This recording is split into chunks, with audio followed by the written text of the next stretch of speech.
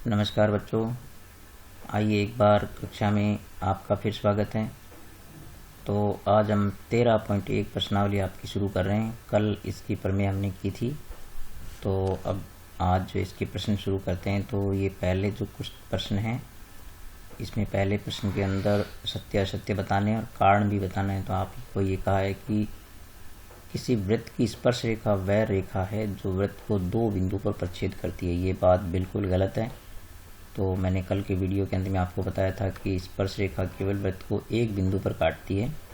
तो ये कथन गलत है, क्योंकि स्पर्श रेखा वृत्त को केवल एक बिंदु पर काटती है। और फिर ये कह रहा है कि एक स्पर्श रेखा एक्स वाई ओ केंद्र वाले वृत्त को पी पर स्पर्श करती है और क्यू स्पर्श रेखा पर अन्य बिंदु है, तो ओ पी बराबर ओ क्यू होगा। ये भी बच्चों बिल्कुल गलत कथन है, क्योंकि स्पर्श रेखा पर जो स्पर्श बिंदु होता है वही त्रिज्या के बराबर होता है, ओ पी के बराबर, और अन्य बिंदु सारे वृत्त के बाहर होते हैं। तो ये कथन असत्य है। और वृत्त पर स्थित बिंदु पी क्यू पर दो स्पर्श रेखाएं एल एम और एक्स वाई खींची गई है। तो कह रहा है कि पी क्यू व्यास है, तो ये दोनों बिल्कुल समांतर होगी। ये सही है, क्योंकि व्यास के सिरों पर खींची गई स्पर्श रेखाएं समांतर होती है। और एक वृत्त का केंद्र ओ दूसरे वृत्त के केंद्र पर स्थित है, ठीक है, जिसका केंद्र ए है। तो यदि ओ केंद्र वाला वृत्त, तो इसका मैं आपको चित्र बना करके बताता हूँ। तो यहाँ ये कहा है बच्चों कि ये ओ केंद्र वाला जो वृत्त है, जिसका केंद्र ओ है, आप हरे रंग में देख रहे हैं, ये जो है वो ए और बी से इस प्रकार से गुजरता है कि ओ ए बी एक सीधी रेखा है। तो ए जो है वो नीले वाले वृत्त का केंद्र है।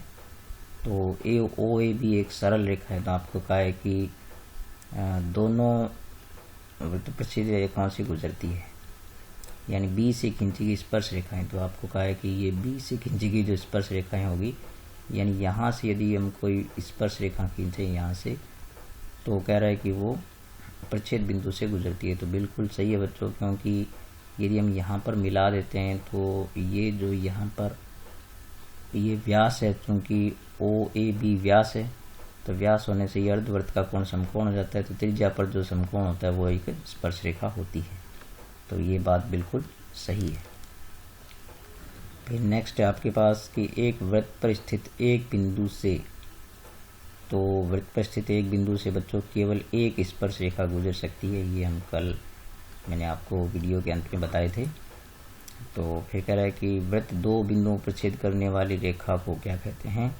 तो वृत्त को दो बिंदुओं पर जो प्रच्छेद करती है उसको बच्चों क्या कहते हैं, छेदन रेखा कहते हैं। तो छेदन रेखा कहलाती है। तो ये एक वृत्त की समांतर रेखाएं हो सकती है। तो एक वृत्त की आपको पता है कि एक व्यास के सिरों पर दो इस पर समांतर रेखाएं खींची जा सकती है। तो वैसे तो बहुत सारी हो सकती है, लेकिन समांतर जो होगी वो दो दो के युग्म में होगी। फिर कह रहा है कि वृत्त तथा स्पर्श रेखा के उपनिष्ठ बिंदु को, तो स्पर्श रेखा और वृत्त का जो उपनिष्ठ बिंदु होता है बच्चों, उसको क्या बोलते हैं, स्पर्श बिंदु बोलते हैं। जहाँ पर वृत्त को स्पर्श रेखा स्पर्श करती है वो क्या होता है, स्पर्श बिंदु होता है। तो ये प्रश्न करने के बाद अब अपने तीसरे प्रश्न पर चलते हैं। तो यहाँ ये तीसरा सवाल है कि ये जो आपको बड़ा वृत्त दिखाई दे रहा है, इसकी त्रिज्या 5 है और छोटे वाले की त्रिज्या 3 है। और फिर कह रहा है कि ये जो छोटे वाला वृत्त है, इसकी स्पर्श रेखा जो है बड़े वृत्त की जीवा है। तो आप जानते हैं कि जब ये छोटे वृत्त की स्पर्श रेखा है तो त्रिज्या और स्पर्श रेखा परस्पर क्या होते हैं, लंब होते हैं। तो इसलिए ओ सी किस पर लंब हो जाएगा। तो चूंकि ए बी ओ केंद्र वाले वृत्त की क्या है, स्पर्श रेखा है, ठीक है, स्पर्श रेखा है, ये आपको दिया हुआ है। तो इसलिए क्या होगा, ओ सी जो है बच्चों किस पर लंब होगी, ए बी पर लंब होगी। तो इस प्रकार से आप देख सकते हैं कि ये समकोण त्रिभुज ए सी ओ में, तो इस प्रकार से समकोण त्रिभुज ए सी ओ में क्या होगा, ये कर्ण हो गया, ये लंब हो गया, तो हम ए सी निकाल सकते हैं। तो ए सी यानी आधार स्क्वायर बराबर हो जाता है कर्ण स्क्वायर माइनस लंब स्क्वायर, यानी ए ओ स्क्वायर माइनस ओ सी स्क्वायर।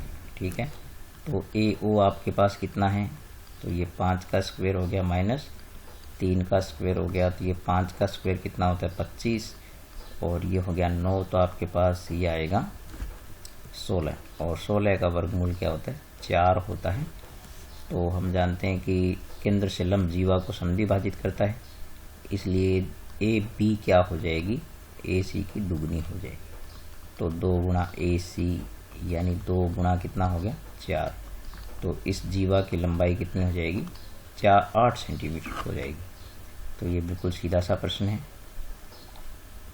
तो इसमें लंब, आधार और ये जो कर्ण ज्ञात करने वाले हैं, ये सूत्रों को बार बार आप याद रखा करें। तो यदि आपको कर्ण ज्ञात करना है तो आप ये सूत्र लगाएं, कर्ण स्क्वायर बराबर होता है लंब स्क्वायर प्लस आधार स्क्वायर।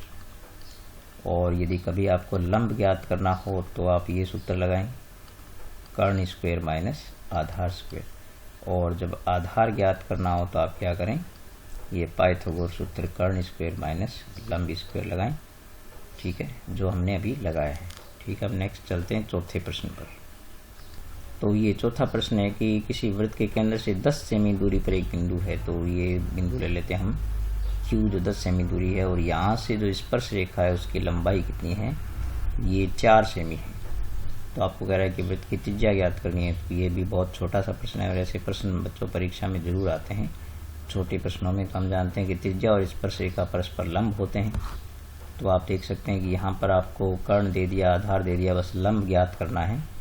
तो चूंकि आपके पास ओ पी जो लंब है पी क्यू पर, ठीक है, त्रिज्या और स्पर्श रेखा परस्पर स्पर्श बिंदु पर लंब होते हैं, तो हम कौन सा समकोण त्रिभुज ले सकते हैं, समकोण त्रिभुज ओ पी क्यू में। समकोण त्रिभुज ओ पी क्यू में आप देखेंगे कि आपको लंब ज्ञात करना है, यानी ओ पी लंब हो गया, तो लंब स्क्वायर बराबर होता है कर्ण स्क्वायर माइनस आधार स्क्वायर। तो O Q square minus P Q square. ठीक है, तो ओ क्यू आपके पास यहाँ कितना दिया हुआ है 10 दिया हुआ है, तो 10 का स्क्वायर माइनस 4 का स्क्वायर हो गया। 10 का स्क्वायर आप जानते हैं कितना होता है 100 होता है, 100 माइनस 16 ये कितना हो गया आपके पास 86 हो गया। तो 86 को अब आगे तो सरल कर नहीं सकते, तो ये इसमें जो है वो त्रिज्या की लंबाई कितनी होगी, सिर्फ √86 होगी। चलते हैं 5वें प्रश्न पर। ये √86 नहीं होगी बच्चों, ये होगी √84 होगी। तो यहाँ से मैं सही करता हूँ, घटाने में थोड़ी समस्या होगी। तो आप यहाँ देख सकते हैं कि √84 होगी। तो √84 को अपने क्या लिख सकते हैं, 4 गुणा 21 लिख सकते हैं। तो इसका अगर हम स्क्वायर रूट लेते हैं तो कितना आएगा 2√21 सेंटीमीटर आ गया। यहाँ पर थोड़ी मैंने गलती कर दी घटाने में। ठीक है, तो अब चलते हैं 5वें प्रश्न पर। तो ये 5वां प्रश्न बहुत ही बेहतरीन सवाल है बच्चों। तो इसमें ये कह रहा है कि आपके पास एक ABCD चतुर्भुज है, यानी ABCD ये एक चतुर्भुज है जिसमें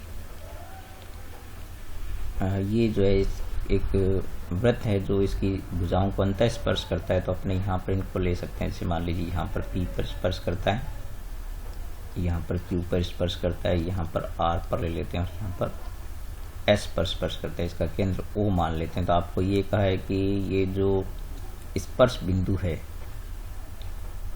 ठीक है, वो ये वाला जो है तो AB को 3:1 में विभाजित करता है।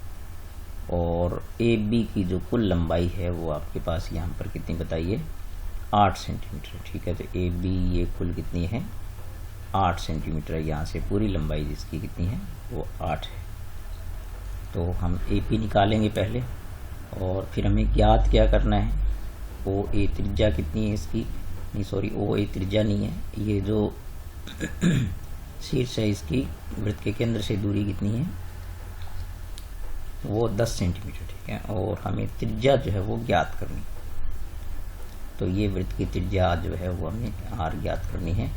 और हम जानते हैं कि स्पर्श रेखा और जो त्रिज्या होती है वो स्पर्श बिंदु पर लंब होते हैं। तो हम पहले देखते हैं कि चूंकि आपको ये AP जो है वो, ये P जो है वो AB को, तो अपने लिखेंगे चूंकि बिंदु P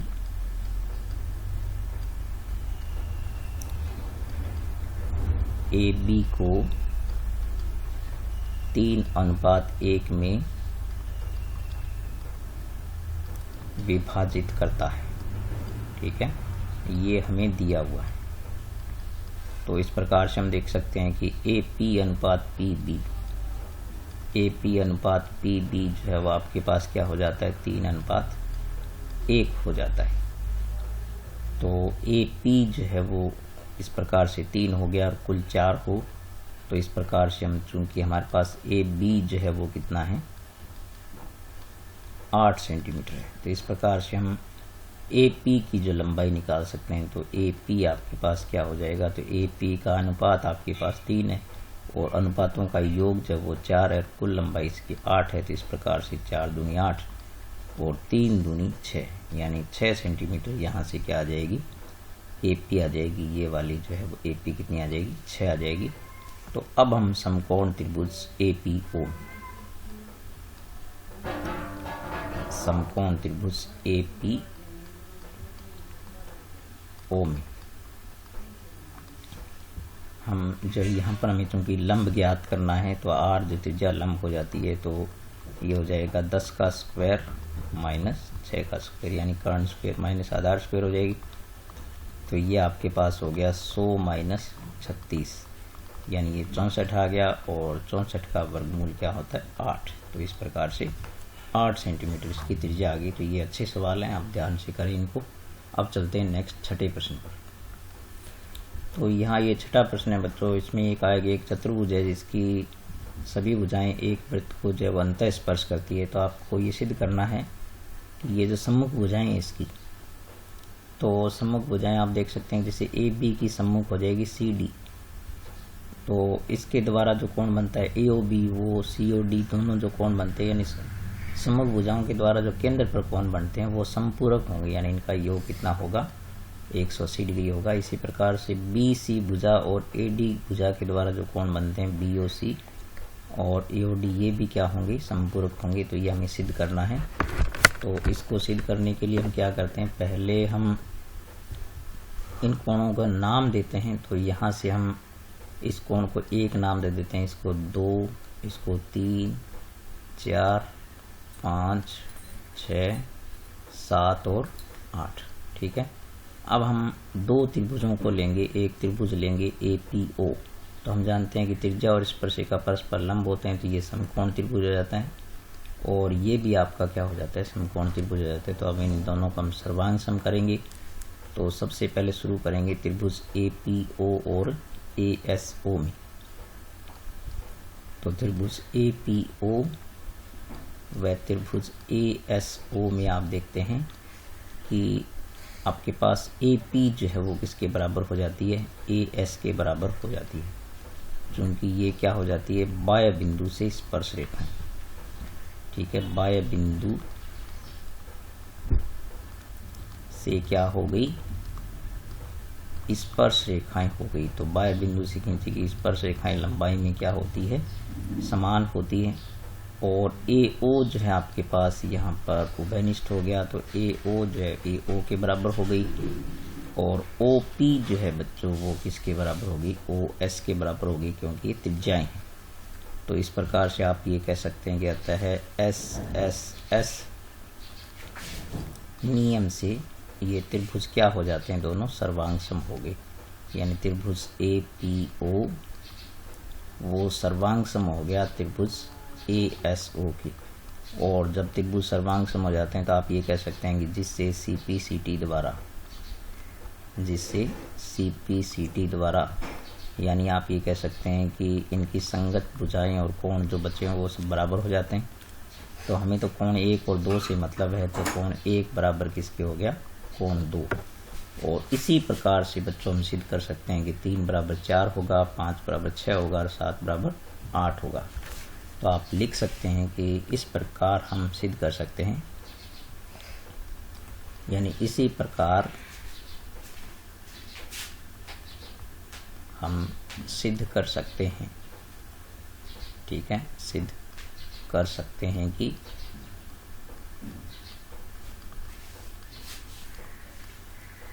कोण जो 3 है वो किसके बराबर होगा, कोण 4 के बराबर होगा, कोण 5 जो है वो किसके बराबर होगा, कोण 6 के बराबर होगा, और कोण 7 जो है वो किसके बराबर होगा, कोण 8 के बराबर होगा। लेकिन अपने जानते हैं कि चूंकि वृत्त के केंद्र पर, ठीक है, बनने वाले समस्त कोणों का योग क्या होता है बच्चों, 360 डिग्री होता है। तो वृत्त के केंद्र पर ये सारे कोण बन रहे हैं, तो कोण 1 प्लस कोण 2 प्लस कोण 3 प्लस कोण 4 प्लस कोण 5 प्लस कोण 6 प्लस कोण 7 और प्लस कोण 8 का जो योग होगा वो 360 डिग्री होगा, क्योंकि वृत्त के केंद्र पर कुल कोण बनता है वो क्या होता है, 360 डिग्री का होता है। अब हम क्या करेंगे कि हम 2 और 3 और 7 और 6 के रूप में लाएंगे। तो हम जानते हैं कि हम 2 3 को रखेंगे तो हम 1 को क्या लिख सकते हैं, 1 चूंकि 2 के बराबर है, तो ये कोण 2 प्लस कोण 2 हो गया। कोण 3 को रखेंगे और कोण 4 जो है वो भी किसके बराबर है, 3 के बराबर है, और कोण 5 जो है वो कोण 6 के बराबर है, और कोण 6 को रखेंगे और कोण 7 को रखेंगे, और कोण 8 जो है वो कोण 7 के बराबर है। ये हमने पीछे लिखे हैं, तो यहाँ से आपके पास ये हो जाते हैं 360 डिग्री। अब आप देख सकते हैं कि कोण 2 का दुगना हो गया प्लस कोण 3 का भी क्या हो गया, दुगना हो गया, प्लस कोण 6 का भी क्या हो गया, दुगना हो गया, और कोण 7 का भी क्या हो गया, कोण 7 का भी क्या हो गया, दुगना हो गया। तो इस प्रकार से ये हो गया आपके पास 360 है ये। अब आप देख सकते हैं कि यहाँ से आप 2 2 कॉमन ले लें, तो यहाँ पर 2 कॉमन लेंगे तो अंदर बचेगा कोण 2 प्लस कोण 3, और यहाँ से कोण ये 2 कॉमन लेंगे तो कोण अंदर बचेगा कोण 6 प्लस कोण 7, ठीक है, और बराबर में 360 है। अब आप देख सकते हैं कोण 2 प्लस 3 को आप क्या नाम दे सकते हैं, तो चूंकि कोण 2 प्लस कोण 3 को हम नाम दे सकते हैं कोण AOB, ठीक है, और कोण 6 प्लस कोण 7 को आप क्या नाम दे सकते हैं, कोण 6 प्लस कोण 7 को आप नाम दे सकते हैं कोण COD। तो अब हम यहाँ रखेंगे तो इस प्रकार से 2 कोण क्या हो गया AOB प्लस 2 कोण हो गया COD बराबर 360। अब आप 2 कॉमन लेकर के और इसको विभाजित कर सकते हैं, तो कोण AOB प्लस कोण COD आपके पास जो बच्चों क्या आ जाएगा, ये आ जाएगा 360/2 यानी 180 डिग्री आ गया। तो इस प्रकार से आपके पास पहला परिणाम आ गया कि ये सम्मुख भुजाओं के द्वारा केंद्र पर कोण बनते हैं वो क्या होते हैं, 180 डिग्री के होते हैं, यानी समपूरक होते हैं। अब हमें पता है कि केंद्र पर कुल कोण कितना बनता है, 360 बनता है। तो इस प्रकार से जो बचे हुए कोण BOC है, तो इसी प्रकार से कोण BOC प्लस कोण AOD जो है वो बच्चों कितना हो जाएगा, 360 माइनस 180 करेंगे ना, बाकी दोनों को जोड़े घटाएंगे तो ये भी आपके पास कितना आएगा, 180 डिग्री। इस प्रकार से हम सिद्ध कर सकते हैं कि सम्मुख भुजाओं के द्वारा केंद्र पर जो कोण बनते हैं वो समपूरक होते हैं, जो वृत्त किसी चतुर्भुज को अंतः स्पर्श करता है। तो अब हम चलते हैं नेक्स्ट 7th क्वेश्चन पर। तो यहाँ बच्चों आपको एक वो केंद्र वाला जो वृत्त है, इसमें बिंदु P से ये PA और PB 2 स्पर्श रेखाएं खींची गई है। P को केंद्र से मिला दिया और AB को भी मिला दिया स्पर्श बिंदुओं को। तो आपको सिद्ध करना है कि जो OP है वो जीवा AB को समद्विभाजित करती है। तो यहाँ पर ये लिखा है ना कि जो OP है वो जो है वो इस AB जो जीवा है ना इसको समद्विभाजित करता है। यानी हमें सिद्ध क्या करना है कि AM बराबर क्या होगा, BM होगा, ये सिद्ध करना में। तो पहले हम क्या करते हैं, त्रिभुज अपने लेते हैं OAP, यानी त्रिभुज OAP व त्रिभुज OBP को लेते हैं। त्रिभुज OBP में तो आप देख सकते हैं कि यहाँ पर ये ओ बी जो है वो इस पर लंब हो जाएगा, क्योंकि स्पर्श बिंदु पर त्रिज्या और स्पर्श रेखाएं परस्पर लंब होती है।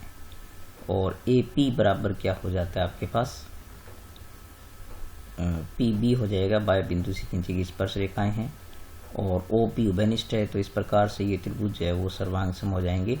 तो सबसे पहले हम लिखेंगे कि चूंकि ओ ए बराबर क्या है, ओ ए बराबर ओ बी है। तो ये क्या कारण है इसका, चूंकि त्रिज्याएं हैं ये, ठीक है, ये आपके पास है वृत्त की त्रिज्याएं। और ओ पी जो है वो उभयनिष्ठ हो गया, ओ पी बराबर हो गया ओ पी। तो इसका आप लिख सकते हैं कि उभयनिष्ठ है। और ए पी बराबर किसके हो जाएगा, वो बी पी के बराबर हो गया, क्योंकि ये बाएं बिंदु से खींची गई स्पर्श रेखाएं। तो आप ये कह सकते हैं कि अतः है कौन सा नियम बन गया यहाँ पर, ये एस एस एस नियम जो है सर्वांग समता का। तो एस एस एस नियम से ये त्रिभुज सर्वांग सम हो गए, यानी त्रिभुज ओ ए पी जो है वो किसके सर्वांग सम हो गया, त्रिभुज ओ बी पी के सर्वांग सम हो गया, जिससे सी पी सी टी द्वारा इनके बाकी जो अवयव हैं वो क्या हो जाते हैं, जिससे सी पी सी टी द्वारा, तो सी पी सी टी द्वारा आप ये इसको हमने काम में लेंगे। यहाँ पर ये जो कोण 1 बनेगा, ये कोण 2 के बराबर होगा, क्योंकि सर्वांग सम त्रिभुजों के शेष अवयव भी बराबर हो जाते हैं। तो कोण 1 बराबर कोण 2 हो गया।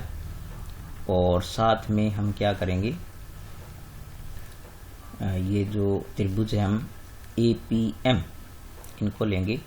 तो त्रिभुज ए पी एम व त्रिभुज बी पी एम को लेंगे, बी पी एम को लेते हैं। तो आप जानते हैं कि यहाँ पर ए पी जो है वो बी पी के बराबर हो जाती है, क्योंकि बाएं बिंदु से खींची गई स्पर्श रेखाएं हैं। और साथ में पी एम जो है बच्चों वो दोनों में उभयनिष्ठ है, पी एम जो है वो पी एम के बराबर है, क्योंकि दोनों में उभयनिष्ठ आप लिख सकते हैं। और कोण 1 को जो हमने कोण 2 के बराबर प्रूव कर दिया है। तो यहाँ पर हम बीच में लिखेंगे इसको, कोण 1 बराबर कोण 2। यहाँ पर तो इस प्रकार देखें कि ये बन गया आपका एस ए एस, यानी दोनों तरफ भुजाएं, बीच का कोण बराबर हो गया। तो आप लिख सकते हैं कि अतः है एस ए एस नियम से ये दोनों त्रिभुज क्या हो गए, यानी भुजा कोण भुजा नियम से ये दोनों त्रिभुज क्या हो जाते हैं, सर्वांग सम हो जाते हैं। तो इस प्रकार से त्रिभुज जो ए पी एम है, यानी त्रिभुज ए पी एम वो सर्वांग सम हो गया बच्चों के, इसके त्रिभुज बी पी एम के सर्वांग सम हो गया। तो जब त्रिभुज सर्वांग सम हो जाते हैं तो आप ये कह सकते हैं इनके शेष संगत अवयव समान है। अतः सीपीसीटी द्वारा लिखो या लिख दोगे, अतः शेष संगत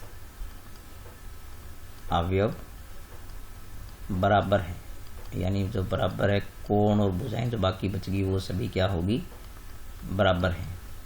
तो आपके भुजाओं का केवल एक ही युग्म बचा है यहाँ पर, क्योंकि ए पी बी पी के बराबर हो गया। ए बी पी एम जो उभयनिष्ठ था, तो ये ए एम बराबर हो गया बी एम। यानी इस प्रकार से आप ये देख सकते हैं कि ए एम बराबर हो गया बी एम, यानी यही हमें सिद्ध करना था। चूँकि एम पर ओ पी जो है वो ए बी को काटती है, तो इस प्रकार से हम ये कह सकते हैं, अर्थात एम ए बी का क्या है, मध्य बिंदु है, मध्य बिंदु है। तो मध्य बिंदु, इसका मतलब यहाँ पर आप ये कह सकते हैं कि इस प्रकार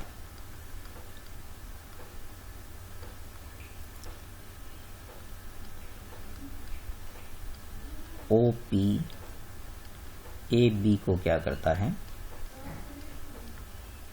समद्विभाजित करता है, समद्विभाजित करता है। यही आपको सिद्ध करना था, ठीक है। तो ये बहुत अच्छा प्रश्न है, आप इसको ध्यान से देखें। अब इसका जो नेक्स्ट प्रश्न है बच्चों वो उस पर चलते हैं। नेक्स्ट क्वेश्चन है बच्चों, इसको आप खुद करेंगे, मैं आपको बता देता हूँ इसमें। तो इसमें ये कहा है कि ये पी बिंदु से 2 स्पर्श रेखाएं खींची गई है, पी ए पी बी, और इस प्रकार से ये चतुर्भुज बनता है। PAOB जो चतुर्भुज बनता है ये करेगा एक चक्रीय चतुर्भुज होगा। तो चक्रीय चतुर्भुज वो होता है जिसके सम्मुख कोण समपूरक होते हैं। तो हम ये बिल्कुल आसानी से सिद्ध कर सकते हैं, क्योंकि यहाँ पर ये कोण समकोण होगा क्योंकि ये त्रिज्या और ये स्पर्श रेखा है, और इधर ये कोण भी समकोण होगा क्योंकि ये भी त्रिज्या और स्पर्श रेखा है। तो ये देखो सम्मुख कोण का योग 180 डिग्री हो गया। और चूंकि चतुर्भुज के समस्त कोणों का योग 360 होता है, तो जब इन दोनों का योग 180 है तो इनको योग भी कितना बचेगा, 180 डिग्री बचेगा। तो इस प्रकार से ये चक्रीय चतुर्भुज हो जाएगा। चक्रीय चतुर्भुज के सम्मुख कोण समपूरक होते हैं, यानी 180 डिग्री उनका योग होता है। तो इस प्रकार बच्चों आज हमने जो है वो 13.1 के सभी प्रश्न किए हैं। तो आप इन प्रश्नों को 2-3 बार गौर से देखें, हल करके देखें। तो ये इस प्रश्नावली में से प्रश्न जो है निश्चित रूप से आने वाला है, तो आप इसको गौर से करें और मेरी वीडियो लगातार देखें। आप अपने दोस्तों को भी कहें और चैनल को सब्सक्राइब जरूर करें बच्चों। और मेरी मेहनत जो है, जो मैं सिर्फ आपके लिए निस्वार्थ रूप से करता हूँ, तो मुझे उम्मीद है कि आप इसका ज़रूर फ़ायदा उठाएंगे। ठीक है, अब अपने नेक्स्ट में जो है वो किसी नई एक्सरसाइज के साथ मिलेंगे। तब तक नमस्कार।